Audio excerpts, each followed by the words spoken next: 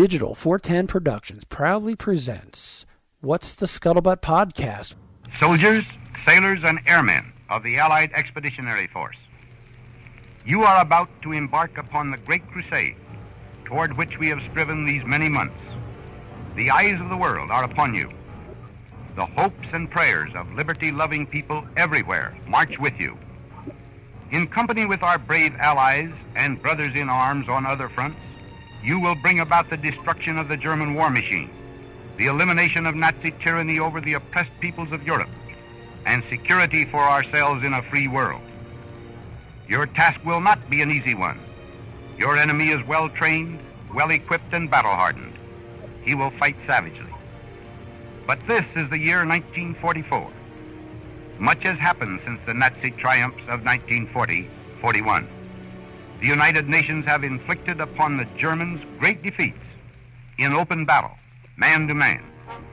Our air offensive has seriously reduced their strength in the air and their capacity to wage war on the ground.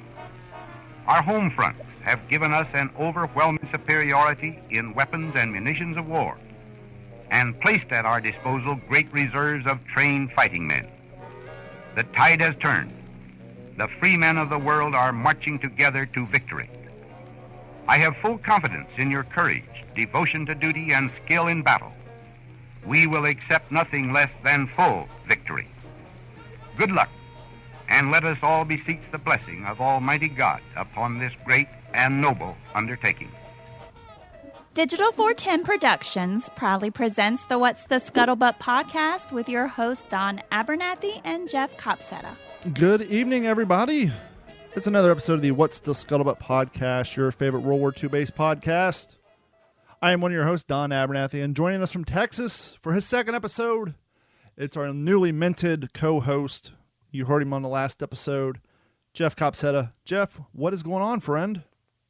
Oh man, it's just awesome to be here. It's hopefully this is the second of many podcasts that we get to do together, man. Absolutely. For those listening at home, I know where you work. I know the area in which you usually stomp around, but where exactly in Texas do you call home? Where do you hang your hat at the end of the day? So if you looked at a map of Texas and you pointed right in the middle of it, that's about where I'm at. It's a little place of heaven. It's out called Burnett County, Burnet.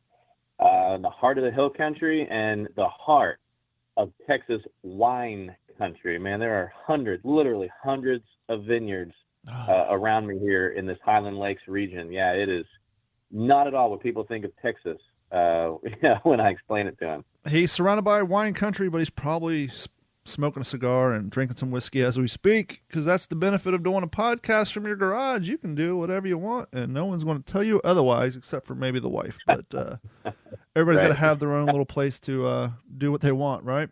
That's right. So, yes, we're a few days late, but hey, it is what it is. We all got COVID-19 going on. We all have lives going on. We did miss D-Day, but that's why we opened the show with Eisenhower giving his pre-invasion speech. We're going to get into a little bit of D-Day stuff on this episode, but we're going to kind of talk about stuff that maybe you're not aware of, and a little bit of this and a little bit of that. But before we get into all that stuff, let's get a little house cleaning out of the way like we usually do at the top of the show. This episode of the What's the Scuttlebutt podcast is brought to you by our friends at Computers.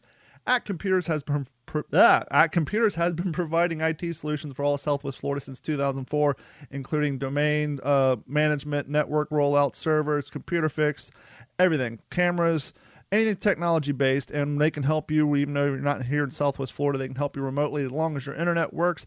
Give them a call at 239-283-1120. They can log your computer, help you with all your issues as long as you're at the computer there to allow them to get in. They can help you with online backup, 7 cents a gig per month. That is super important right now with everybody working at home. People working at home means your networks are now susceptible to more viruses, and particularly ransomware. That's the horrible malware that encrypts all of your data, and they threaten you with basically ransom. That's why it's called ransomware, to unlock it to give you the encryption code. But if you have online backups, it'll help you in minimizing the hurt from that, as well as antiviruses and other things. So give them a call, 239-283-1120, and they can help you out with all of your IT needs. And please, we haven't really talked about too much on this podcast, and I'm going to try to get Jeff on an episode of the Patreon behind the paywall podcast that we do. It's called the OG5 podcast. That is for the members who sign up for Patreon. I know Jeff's not super up to speed on what Patreon is, and if you guys aren't up to speed with it either, it's basically a way to support your favorite content provider, whether it's a podcast, a YouTube channel, whatever. You go there. There's usually 3 or 4 tiers. You sign up for one. For example, our cheapest one's $1 a month. It literally takes $1 a month out of your bank account each month. Then you get access to exclusive content, in our case, podcast, stickers. We're rolling out the WTSP die-cut stickers. I just sent Jeff a bunch of them. If you sign up for Patreon, you get those for free. I'll basically hit you up. You give me your address, tell me what color you want. I'll make the stickers for you specially and mail them out to you. Like I said, you get access to exclusive content through podcasts, and we put exclusive video content up there as well. So head over to WTSPWorldWar2.com, click on that Patreon link, sign up. Like I said, the cheapest one's $1 a month. The second one is $3.50 a month.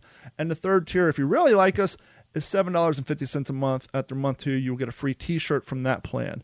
But other than that, that's the best way. Actually, no, that is not the best way. That's the nicest way to really help us financially. But if you just want to help the podcast in general, share us with your friends. Share us on Facebook. If you're listening through Apple Podcasts, Google Podcasts, Stitcher, Spotify, what have you, all those apps have a share button. So hit that share button and share us with your friends. And while we're on that topic, welcome. The ratings are up. We have a whole bunch of new people listening to the last episode. I assume at least half of you are going to follow through and listen to this episode. So we want to welcome all the new listeners to the podcast and re-welcome all the old listeners, the longtime listeners, to the new formatted version of the WTSP World War II based podcast. And before we jump headlong into it, Jeff, what's been going on with you lately, friend? Yeah, man. Just doing our thing down here. It's getting to be about 150 degrees during the day here in Texas. It's we have four seasons in Texas. You've got almost summer, still summer, and then of course Christmas Day. There you go. So yeah.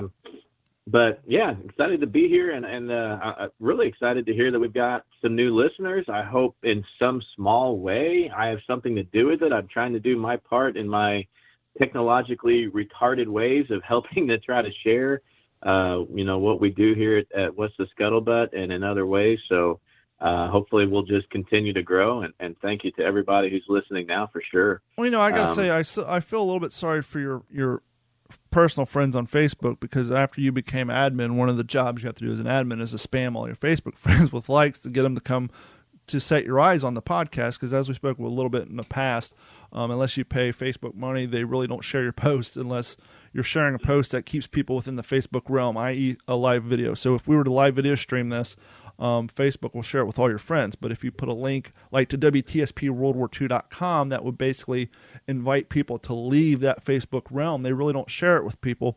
And so, all my friends list, they're tired of hearing about it. And, people who come on the podcast will share it with their friends, but that's only a one-time thing. And so obviously when you helped take over the Facebook page, you sent out a lot of invites and you started sharing things. And so that opened us up to a whole new realm, a whole bigger audience. And I'm not getting on that to beat up Facebook. I just, one, want to say welcome to your friends. But two, I kind of just dipped my toes into a whole another social media thing. And this isn't World War II based, but it will come back around quickly because I got some big news that just happened seriously like 10 minutes ago. I stumbled across TikTok because my daughter has it. I signed up for a TikTok account just to keep an eye on what she's doing. And what I discovered is TikTok is not money hungry like Facebook, right? For example, I got 135 followers today just off of a video of a dog that I posted at a pet store. That'll do it, man. That one video of a dog at a pet store that I posted today, I think right now has 5,223 likes and no time flat. And what I discovered by just posting goofy little videos, I'm actually getting views because the whole TikTok format, the way it works, is it's kind of like Vine used to be. They're 30-second videos, and you just scroll and play the next one.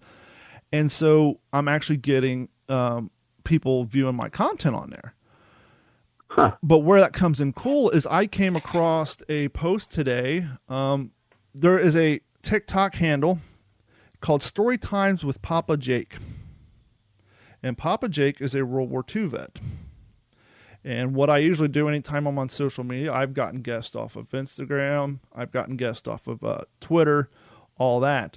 I watched a few of these quick, short little videos with Story Time with Papa Jake, and I sent him a message to whoever manages that page. I said, hey, my name's Don Abernathy. I host a World War II based podcast called What's the Scuttlebutt Podcast. I would love to have an interview with Papa Jake. And that's happening next week. So not this episode, the follow-up episode. It's going to be kind of hard to work because he's in California. It's going to be an early morning interview. So probably what we will do is Jeff and I will come on. We'll do an abbreviated version of the podcast, and then we'll include that long-form interview at the end of the podcast. So you'll still get the full long-form interview, but with Jeff being in Texas, me being in Florida, and this guy being in California, and all of us working with the exception of the veteran, it'd be next to impossible really at that early in the morning to set up a three-way interview, at least at this point. Yeah. Jeff and I can talk about it more off the air, but not this episode. The next episode, hopefully it'll be an episode with the segment that we often refer to as with those who were there, i.e. our interview with the vet. And if we can work it out so all three of us can do it simultaneously, that'll be great. If not, it'll just be a long form interview at the end of the podcast. But so that's some good news. We are always thrilled. And that's one of the key components that we try to do with this podcast. But we have to be honest with ourselves due to the fact that the age of these guys and women, due to the fact that a lot of them who are still with us they don't have the mental faculties that it takes to do a long form interview. And so it's getting harder and harder due to, life expectancy and health to find veterans to interview. And so whenever we see them, we have to just take our chance, set it up, interview them, edit it, and put it out there for you guys to enjoy. Because at the core of business, I love talking to reenactors. I love talking to authors, everybody else. But the more veterans and more women who are alive at that time that we can interview, the better. And so that'll always be our core goal. But with that core goal, we need your all's help. So if you guys know anybody who, they may not have served, but they're alive during the time, they could talk about what it's like on the home front. Like 2 years ago, I interviewed a gentleman who was 6 years old, living in Germany at the time. Great interview. Sadly, we did it at his house. A lot of marble floors, high echo. One of the first interviews I did. So the sound quality is kind of hard, but the story was worth it. And I really hope you guys go back and listen to it. It doesn't matter if they served, if they're just alive. We want to talk to anybody who was alive and has memories of that time. And as time progresses on, we'll probably start doing more interviews with Korean War veterans, etc. So with all that being said, if you know anybody who may be interested in doing an interview, whether it's World War II, Korean or Vietnam, or anybody at that point, I made this, Jeff, you probably agree with this. I made the decision a while back, probably about 2 years ago. Someone asked me, do you only interview World War II vets? And my initial instinct was to say yes, but then I said no. I'll interview anybody. Anybody who served, don't matter if it's Vietnam, Korean, Desert Storm, Operation, Iraqi Freedom. Because to say no, I don't want to interview them because they didn't serve in World War II, that's kind of me saying, their battle, their service wasn't important as this person's. And that's kind of why we have World War II based in the slug line. Yes, we're a World War II based podcast, but if you guys listen to this long enough, I've interviewed Vietnam vets and Korean War vets. And so and obviously as time goes by, it'll kind of progress into a military history podcast, but no, we're down to interview anybody. So if you know anybody who wants to be interviewed to get their story out there, send us an email at info@WTSPWorldWar2.com, and we'll get as long as you get us the information and contact, we will do all the rest and get those interviews booked. But how do you feel about that? I mean, is that kind of the right way of looking at it? I don't want to say no. I'm not interviewing you because your service wasn't as important as theirs. Yeah, no, I think you got a great point there. The way I see this podcast, and I hope our viewers feel the same way, is we are not ever going to forget the greatest generation. But as that generation is slipping by, we need to make sure that future generations understand what the greatest generation was like when there is no more of them to interview. Sure. To hear it firsthand. So as we bridge that gap between World War II and today, through Korea, World War II veterans, and guys from my generation, it's going to help keep it relevant. They're not going to be able. None of us can really understand what it was like hitting Normandy 76 years ago now.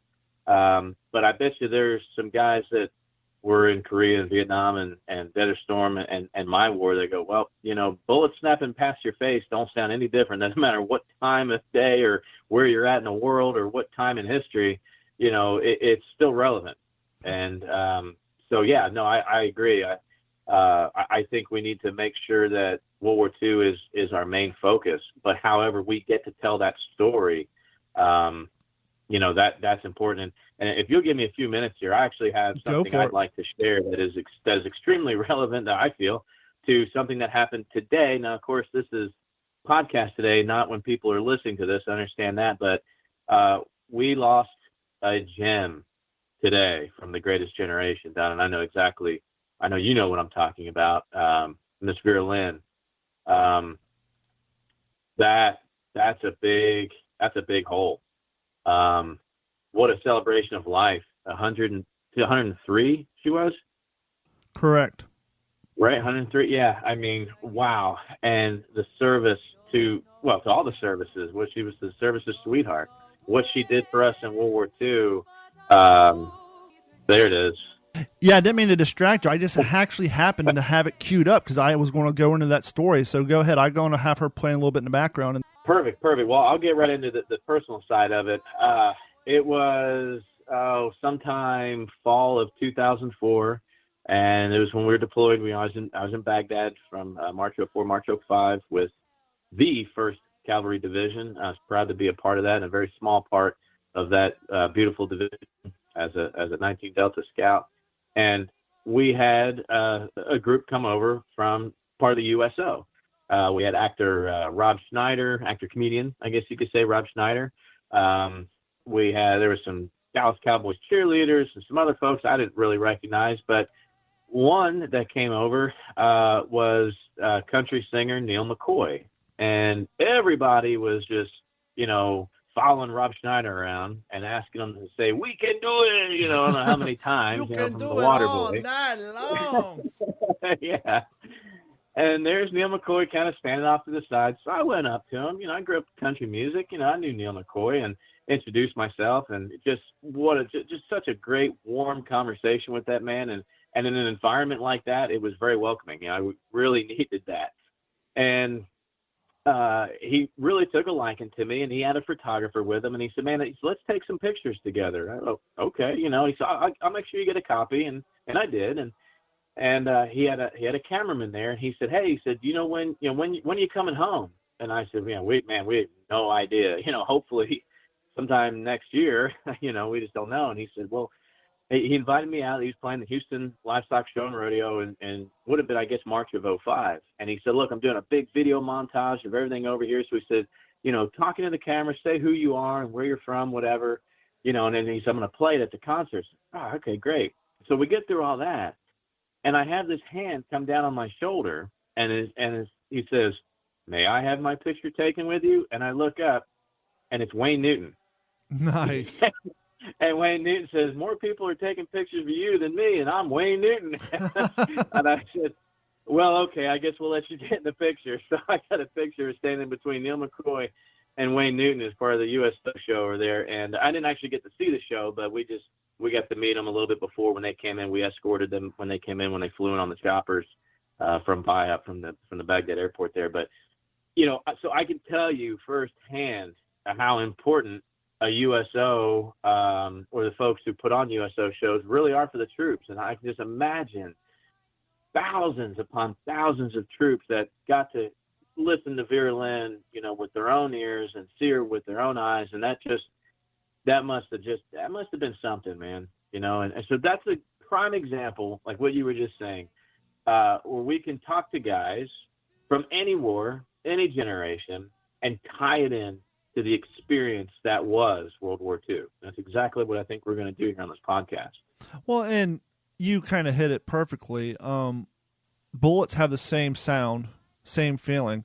And so if we have someone who's a veteran from a different war than World War II, whether it's Vietnam, a modern war, Korean, what have you, I think once you hear that particular person talking about their personal interaction with what happened, their real life experience, you can easily translate that into a different time period, a different theater of operation, and you'll still get that feeling and help you realize.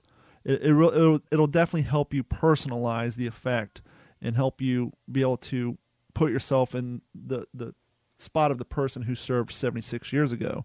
And so, like you said earlier, there's a reason why war veterans from all generations, when they sit down, they don't even have to talk about the nitty-gritty parts of the war that they served in. They can just sit there and talk about the best times, the times, we're doing R&R and what have you.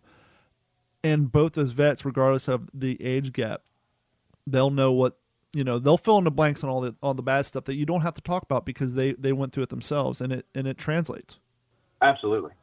But here's the story, and I'm going to turn this up a little bit for those who aren't familiar. Once you hear the song, you'll know exactly who she was. But one of her bigger hits is "When We'll Meet Again."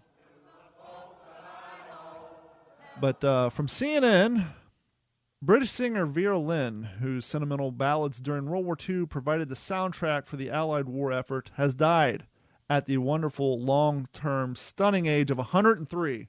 I added that part. According to the statement from Dame Vera Lynn's children's charity on Thursday, Lynn, who lived in Ditchling, East Sussex, England, died Thursday morning surrounded by the close family. The statement posted on the charity's website said, Lynn's two most famous songs, one, which we just heard, "We'll Meet Again," was released in 1939 at the start of the war, and "The White Cliffs of Dover," recorded in 1942, created a patriotic image of the courage and prolific Britain that resonates with the people of the United Kingdom today.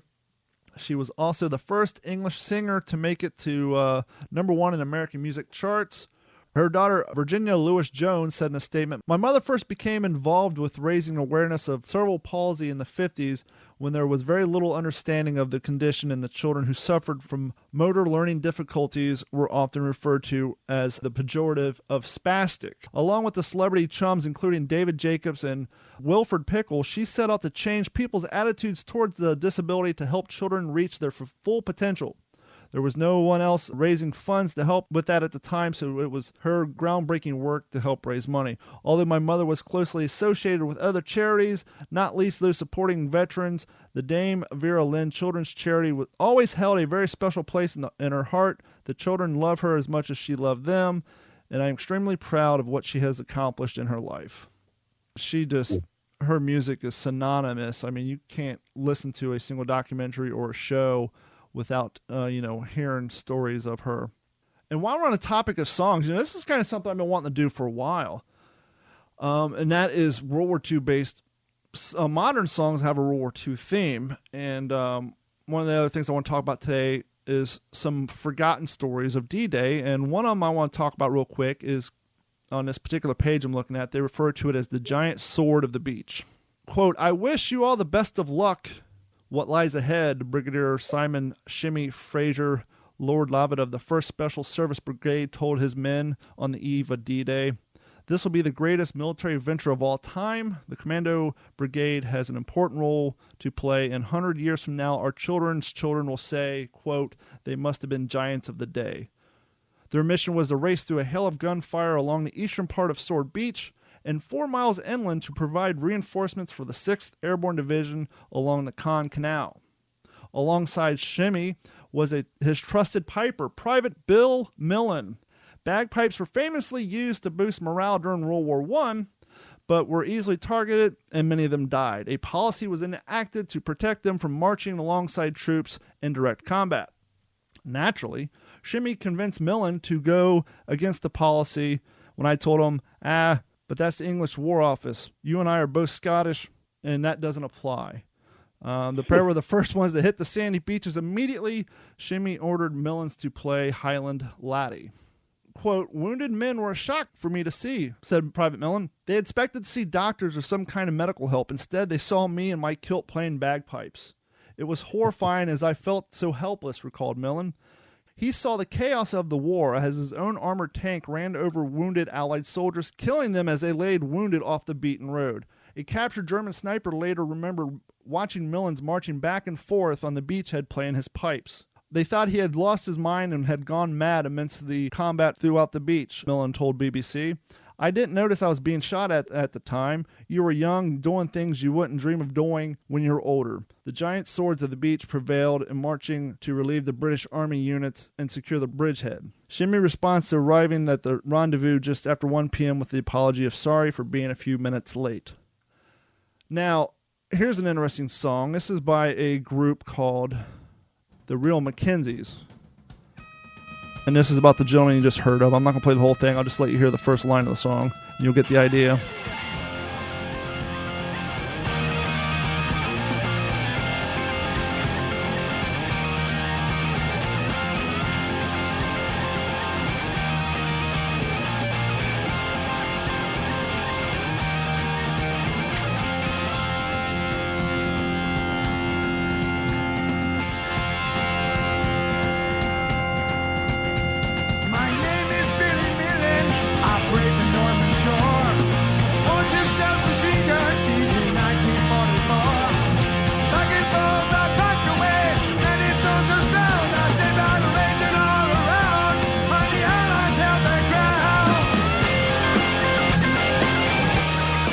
And so the song basically goes through the exploits of Billy Millen as he's playing his bagpipes on the beaches of Normandy. And the chorus is basically, my head was filled with music is actually the name of the song. And it's kind of cool to hear modern day, I don't know if you would call it Irish punk music, but Irish rock music or Scottish rock music where they're actually talking about a little World War II history. And I first became aware of this song when I was at the gym working out to the Dropkick Murphy soundtrack on Pandora, and it popped up. And I was listening. I was like, I think I know that story. And then there we go. It's about Private Billy Millen, who was convinced to play the bagpipes, even though he didn't have to, without a weapon as he landed on Sword Beach during D-Day. That's awesome, man. I mean, that's like, there you go. That's today in a whole new genre to be able to do that in music, to tell a story from World War II. That's a really interesting idea. I mean, the songs would be endless. I mean, when I think of, I thought you're going to go to like Johnny Cash's Ballad of Ira Hayes. Obviously that's not very modern, but yeah, to tell a story from World War II through music today, especially, is that's powerful, man. Well, here's one we're all familiar with Linkin Park, right? Sure. And their keyboardist is a Japanese American. He's of Japanese descent. He had a side project called Fort Minor, came out in 2010. And once again, I won't play this whole song, but this is a song about his grandparents called Kenji. And so this is a song he put out, Fort Minor, called Kenji.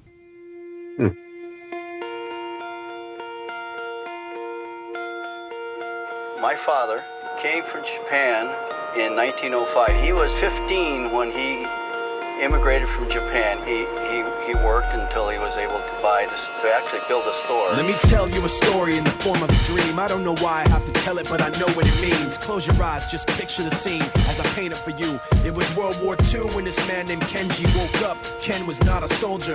He was just a man with a family who owned a store in L.A. That day, he crawled out of bed like he always did, bacon and eggs with wife and kids. He lived on the second floor of a little store he ran. He moved to L.A. from Japan. They called him immigrant. In Japanese, he'd say he was called Issei. That meant first generation in the United States, when everybody was afraid of the Germans, afraid of the Japs, but most of all afraid of a homeland attack. And that morning, when Ken went out on the doormat, his world went black, cause right there, front page news, 3 weeks before 1942, Pearl Harbor's been bombed and the Japs. And so, as you can guess, this is a story about his family going off to Japanese internment camps. Yeah. And at the end, there's some real footage of one of his ancestors talking about when they got back to L.A., all their property was gone, which was a horrible reoccurring thing that happened in the Western states whenever, Japanese Americans were sent to internment camps if they owned farmland. Because a lot of them, there's a great book that I had been reading called Rising Sons, and that's sons as in sons and daughters, not Japanese. And it's actually talking about, as you heard him say in there, Issei, which is a term they used for American-born Japanese descent, and it talks about the internment camps and then the ones who go off and fight with the 445th Division and all that stuff.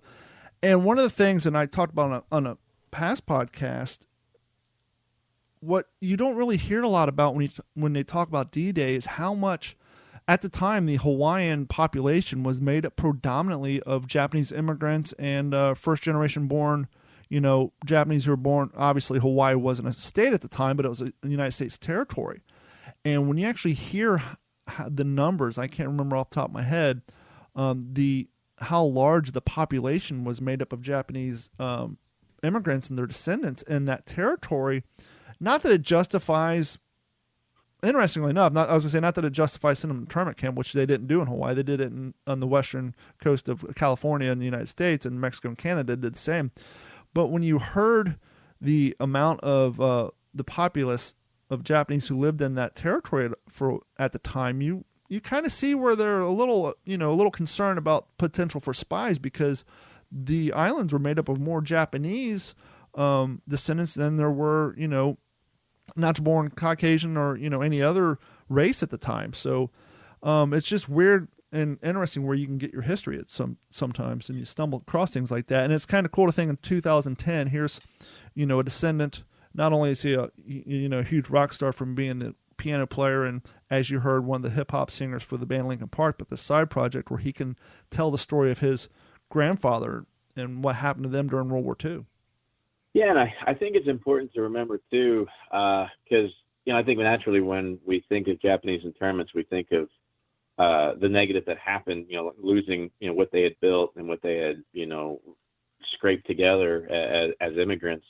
But I think it's also important to remember too, just the safety aspect of it. I mean, as guys were rotating back or being hospitalized in Pearl Harbor, that were coming back from all these islands that nobody cared about, to be surrounded by Japanese Americans, it's just that's a recipe for disaster. Whether they were spies or not, just for their safety. You definitely didn't want to have some drunk Marine fresh back from Guadalcanal on leave in Pearl, finds a couple of Japanese Americans in a dark alley, and it could just, that could have been a whole lot worse. So while internment camps are probably not, the most desired place to live, I think it's important to remember too that it was a twofold issue that we were trying to deal with, Oh, absolutely. I mean, like you said, you got somebody who, and you kind of see it briefly in the miniseries Pacific, where Robert Leckie's in his room staring out the window across the neighbor at Vero when the Army soldier comes in his Class A uniform to take her out on a date, and Robert Leckie's mom walks in the room and startles him, and he jumps back and he says, "Are you a Jap?" She's like, "Huh?" He's like, "You sure sneak up like one." When you spend that much time doing jungle warfare, especially against an enemy who is synonymous for doing nighttime bonsai raids, and right. you get back in your home country and you're dealing with what you just went through and the horrible, god-awful things you saw, and then you out drink and forget about it and you black out. The last thing you want is a horrible incident like that to happen, because you walk in a dark alley and you just see the silhouette of a Japanese American face and you just black out and not know what the hell's going on. Yeah. And be sure to join us on the next episode of the What's the Scuttlebutt podcast, when we are joined by World War II veteran Jake Lawson. There were 3 of those LSTs, and I happened to be in the left one. 400 of us there. There was another one of these landing ship tanks to the right of us. I was very poor at judging distance in the water. I would say half a mile away. And then there was a third one, another half mile farther on. And behind us, there were groups of landing ship tanks. And I think there was 11 in all. When we got close to Slapton Sands, 2 German E-boats intercepted us, and they torpedoed the 2 landing ships on my right, and they shot the heck out of the components that were taking care of the one that I was in. In fact, they shot so much of the stuff that they cut off our air, and we were diesel gassed. 400 of us Wow. laying there on the floor vomiting and trying to breathe through wet handkerchiefs. And I don't know how we made it back to Plymouth, England. We got down there, and we stumbled out of there, and there was a full bird colonel that got us to attention. And he said, under penalty of court-martial, you cannot talk about this even to your commanding officers.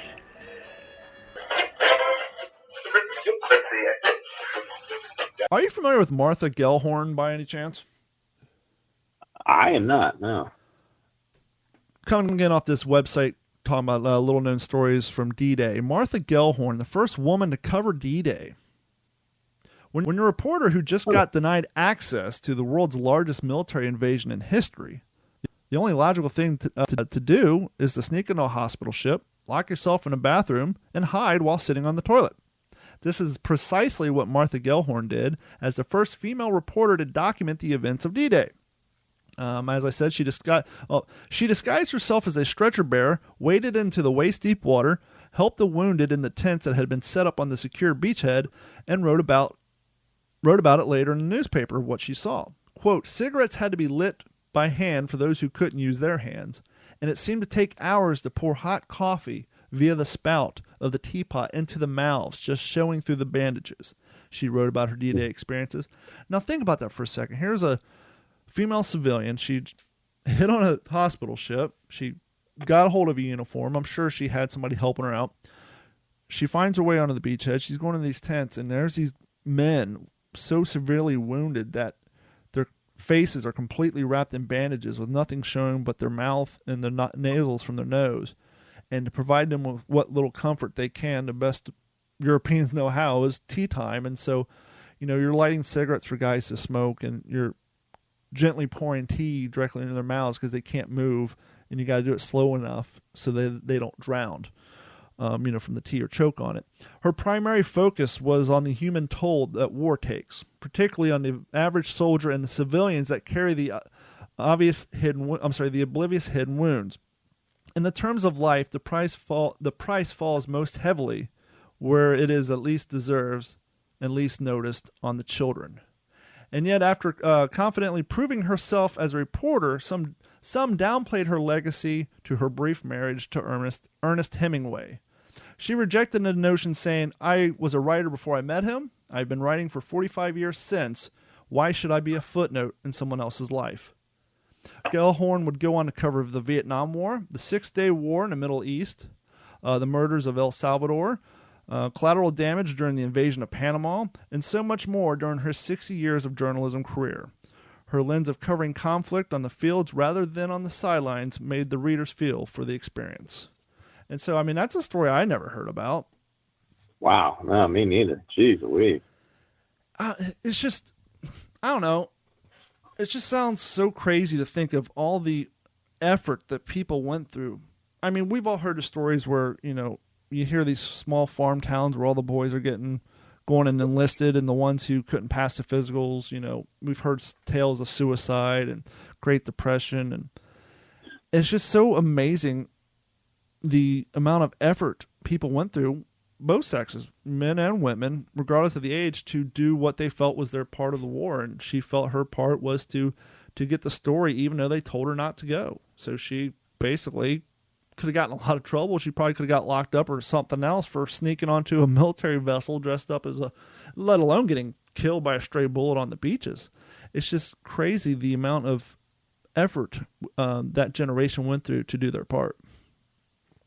Yeah, that was the key to the success during World War II for sure, man. That was a generation that was born into struggle, like you mentioned, the Great Depression and just that whole era of children growing up then. They had to be tough. They had to be tough, growing up to make it to the age to be able to join, during the greatest war that, Western Hemisphere has ever seen.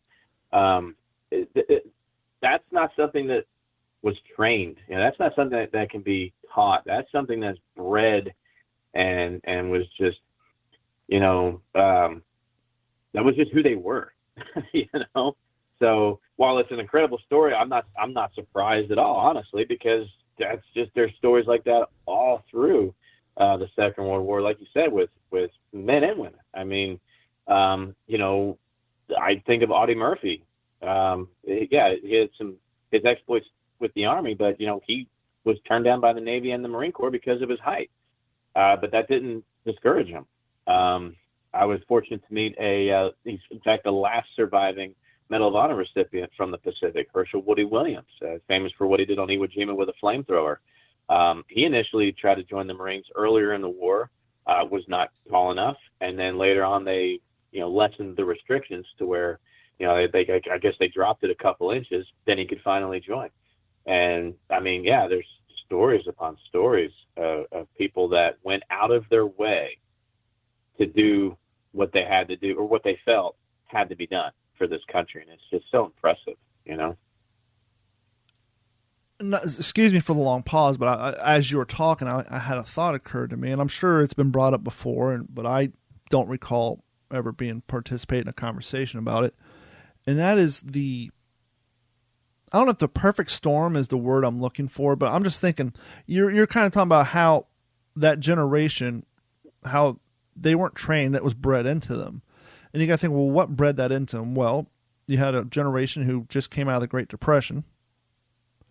You had a generation where, you know, here in 2020, where we have 20-year-old, 30-year-old kids living at home with their parents, we can't get our 16-year-olds to mow the grass. We often forget that, yes, 16 was young, but back then it was older, because the life expectancy back then was 70-ish. That's why Social Security took over at 65, because the government was trying to help you during the last few years of your life. And so it was very uncommon for people, you know, it happened, but, you know, we didn't have as many people back then living to be 80 and 90 as we do now. And so 40 was middle age for a reason, because, you know, your life expectancy, you know, actually probably 30 was more of a middle age. And so when you have a majority of your infantrymen in their early teens, a lot of your NCOs were in their mid-20s, everything has kind of moved back a step, which that's not really what I'm talking about really per se. But when I say the perfect storm, I think the outcome and our contribution to the war effort would have been greatly different if they didn't have the years of the Depression making them, you know, a tough generation. Because when you're, and let's not forget the Dust Bowl too. So you have the Dust Bowl, that made a huge generation, you know, their parents realizing that the only way you're going to survive is through hard work. Most of the families back then, most of the country made up of farmers. I mean, we didn't have all the technology and all the job opportunities we have now. Back then, most of the family still farms. That's where the phrase, when someone died in combat, the reason you would hear in the movies, "Oh, he bought the farm," is, you know, you kind of come to grips with your mortality in war. And the phrase "he bought the farm" was, well, World War II was at the end of World War I, but World War II was one of the first times that the United States kind of led the way when it came to life insurance. Yeah, life insurance benefits. I was going to say but yeah, life insurance benefits. And so when you hear that phrase, "he bought the farm," that's because most of those soldiers were farm boys. And so when they died, it was common for their family to take that life insurance money and finally buy the farm from the bank, so they didn't have to worry about foreclosures anymore. And so you had the Dust Bowl, that made their parents hard. And then they grew up during the Depression, that made them hard. And so you have two generations of people, not to mention their grandparents fought in World War I. But you got all these generations knowing what it's like, or what is required of you to survive just in daily life. And so when you have these group of people who, from generation to generation, because of the struggles, you know, of going on at that time, they made them a more tough, durable, rugged person who was more than willing and capable and able of doing hard jobs, whether it was farming or working in mines and this and that. And so they weren't a generation that would back away from something just because it was hard. And then obviously we had great pride because, yes, it was 76 years ago from us, but the founding of their country was that was 70 years closer to them than it was to us now. And in the grand scheme of things, on the big timeline of life, the founding of this country really was not that long ago, if you think about it. Oh, absolutely. And, one thing you brought up that really we need to think about, you talked about the life expectancy, and you're absolutely right. I mean, I don't know, for somebody born in the 20s, I don't know statistically exactly what their life expectancy was, but you're probably pretty close. There's 70, 75, 80, somewhere in there. So let's be thankful at how many World War II veterans that we have alive right now that have beaten that statistic. Whatever that statistic is, I guarantee it's not what age they are now.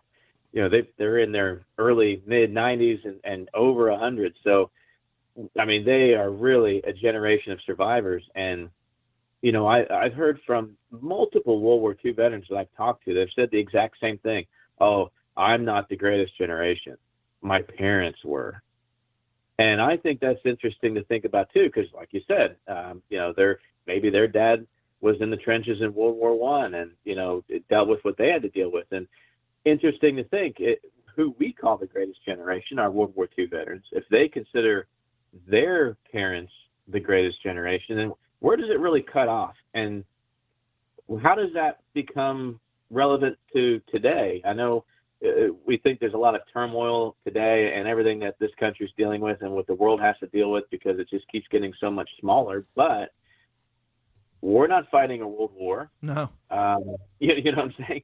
So maybe our generations are prepared for what the world is throwing at us right now, and the way that we are dealing with it. Just trying to put things in perspective for people.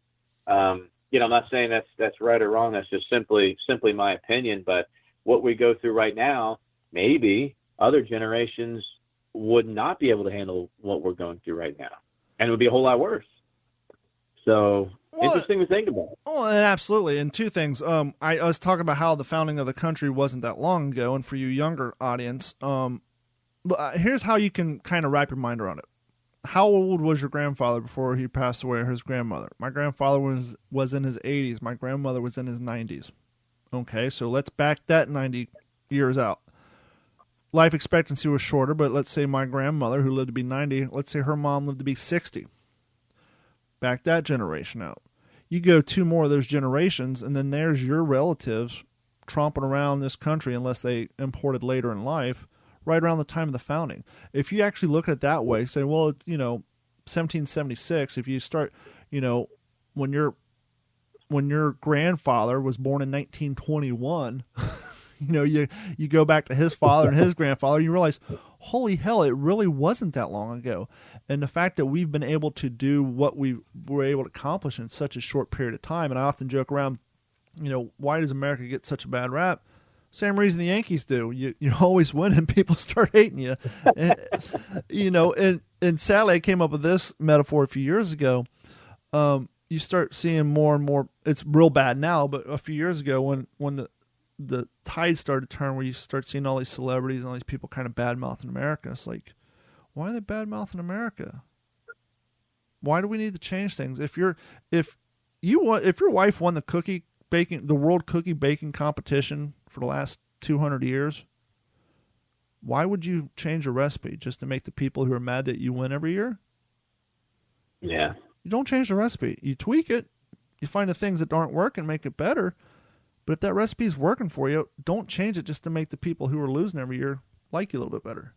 Don't change the lineup on the Yankees. I'm not even a Yankees fan, but for a long time they won every year, and everybody hate the Yankees. Why? Because they won every year. It's the same thing. But and back to what we were saying about life expectancy, and you're saying you don't know what it was. Well, you really don't have to know what it was to know that. Keep in mind, back then it was very common for girls to get married off at the age of 12, 13. Here in 2020, we think that's insane. Yeah. But when your life expectancy is 50, 60, 70, and you naturally, the girl naturally matures and gets to the childbearing ages at 12, 13, that's nature, at that time, with the whole scale of life expectancy being slid back 10, 20 years. George Washington, he led his first troops at the age of 16, I believe it was? Yeah. Think of that for a second. For those of you with 16, 17-year-old boys at home, you asked them to mow the grass, they won't even do it without giving you a grief. Washington was leading troops at 16 because, once again, 16 was a lot older than it is now. And so, right, and like you said, it really wasn't that far in, it wasn't that, that distant in the past, because I can tell you personally, my grandmother was 15 when she got pregnant with my dad.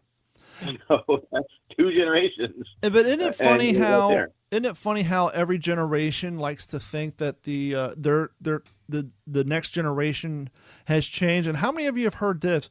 Oh, these girls are growing up so quick now. It's the hormones they put in the food. No, it's not. Back in the 1700s, girls were getting married off at 12, 11. They were having kids back then. McDonald's didn't exist back then. Preservatives didn't exist back then. You just think that kids are maturing faster now because you're getting older and you're looking at it through a different eye. When you look biologically at the fact that, like you said, getting married at 15, having kids at 13 back in, 1921, back in 1890, whatever.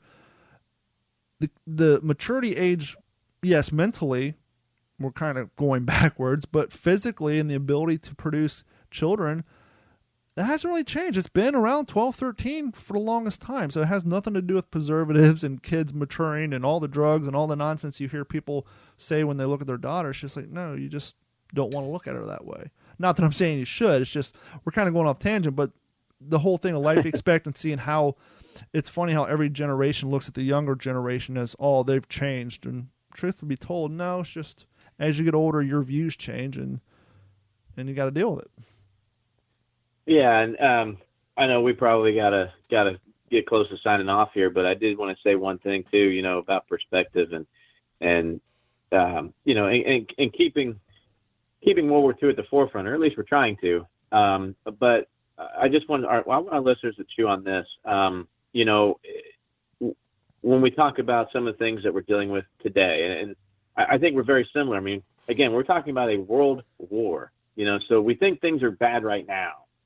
We are not involved in a world war, and we're not involved with trying to be 2 superpowers that statistically and logistically should be kicking our butt on the battlefield. And I'm talking about the Empire of Japan and, of course, Germany in the 1940s. There was no way that we should have stood a chance to defeat both of them, let alone both of them simultaneously and on opposite sides of planet Earth. But putting this into perspective, today, and I'm not saying there's a lot of bad stuff going on, because I realize there is.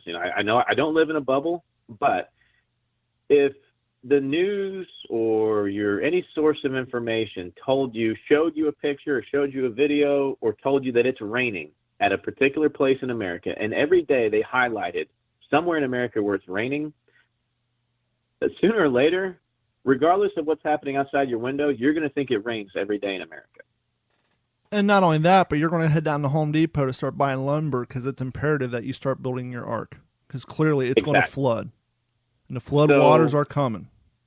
Right, exactly. And it's just about perspective. The more you get hit with that 1% of what's really going on, and you just tend to forget about the other 99%. So, folks, do everybody a favor.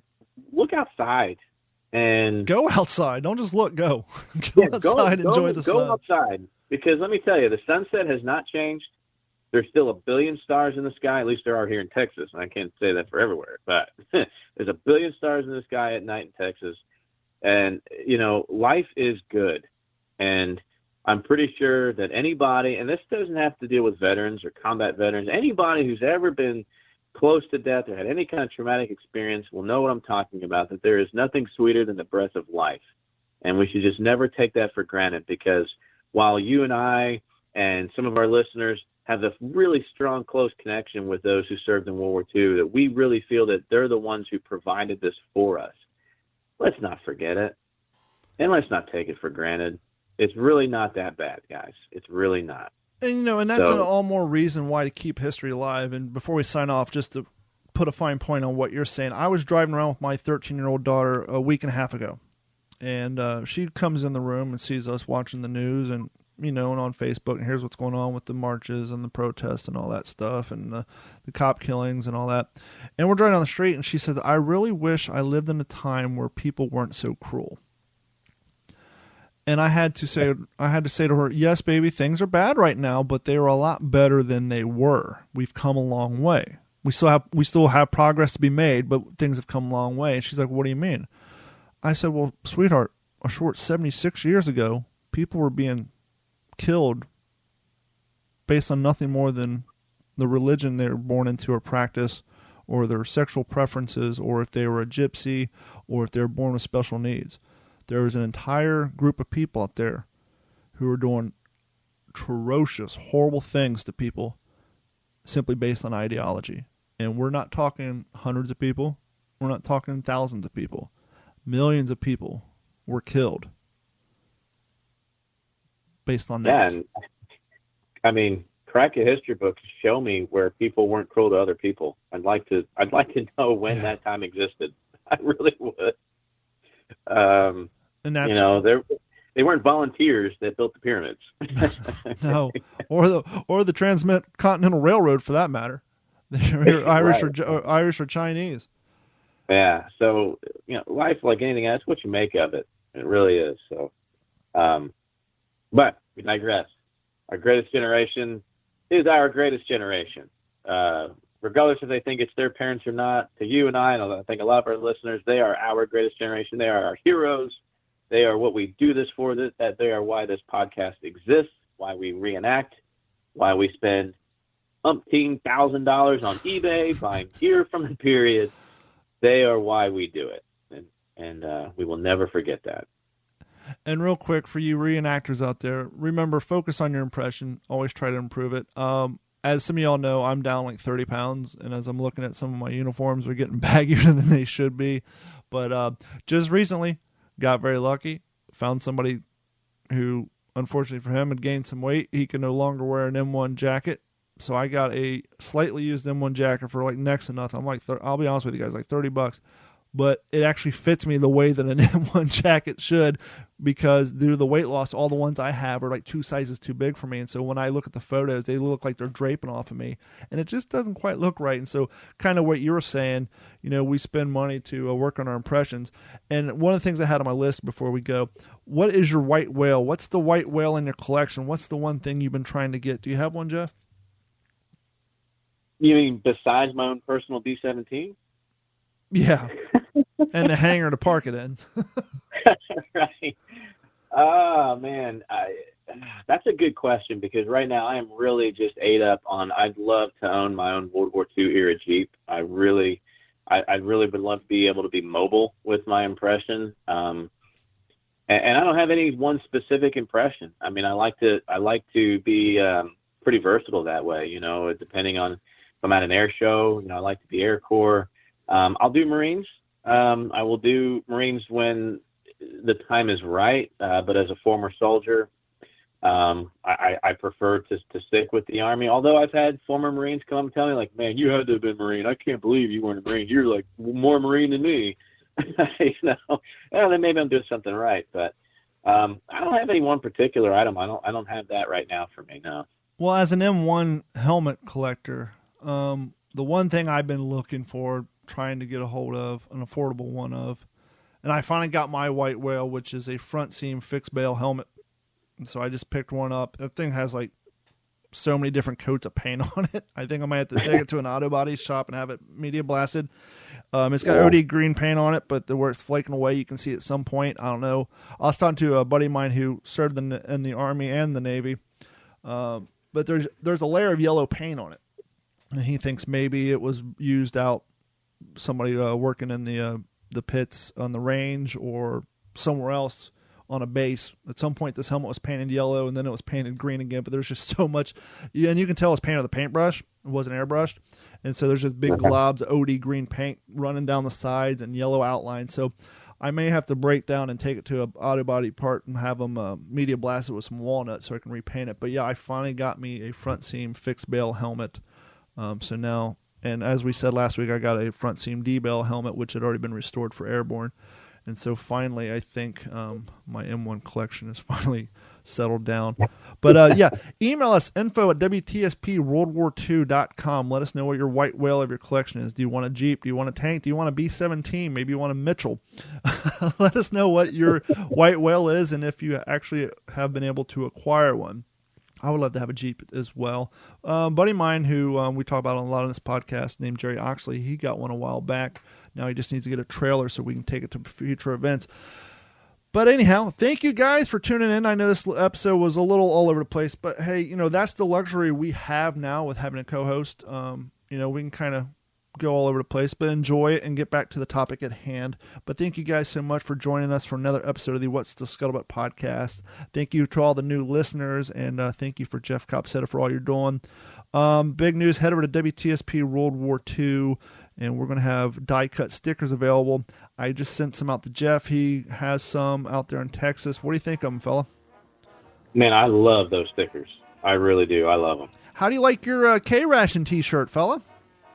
Oh, man. So I got to get a good picture of me wearing it, and I'd love to post it on our Facebook page because, yeah, man, I love it. It's comfortable. It fit me perfect.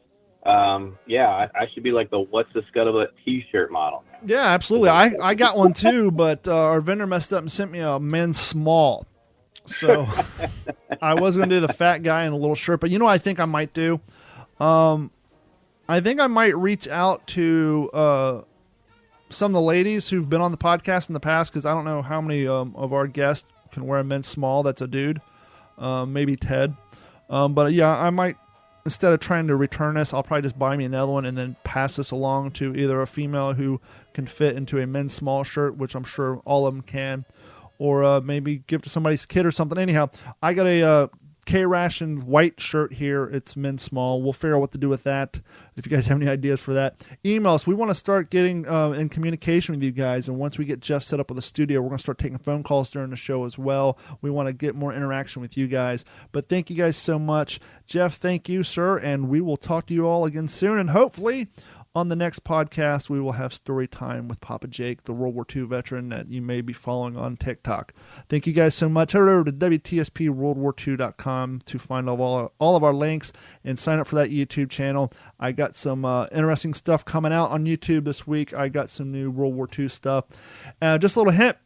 You ever wonder what the extra holes on your cot's for? I got that answer coming up here in probably a few days on our YouTube channel. I was interested in, actually I stumbled across the item and I picked it up on eBay, and now I can show you in great detail what those holes in your cot are for. Thank you, Jeff, and we'll talk to you all soon. Awesome.